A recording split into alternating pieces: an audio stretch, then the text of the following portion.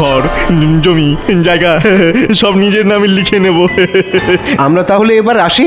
আসি মানে? না না, এখনো কাজ বাকি আছে। এই তোরা যে আমার কাছ থেকে টাকা ধার নিলি, সেটা তো মুখের কথা কেউ বিশ্বাস করবে না নাকি? হ্যাঁ, প্রমাণ দেখাতে হবে তো।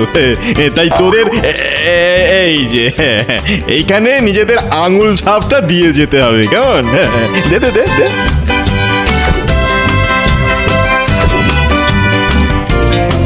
ব্যাস,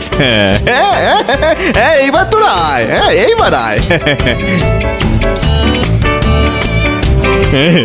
মূর্খের দল এটাও জানে না যে এই খাতায় লেখা আছে যে সময়ের মধ্যে টাকা শোধ দিতে না পারলে ওদের বাড়ি ঘর জমি জায়গা সব আবার হবে। একটা সময় ছিল যখন আমার মাথা ভর্তি চুল ছিল, আর এখন দিনের বেলা তো লণ্ঠন জ্বালিয়ে মাথায় চুল খুঁজতে হয়।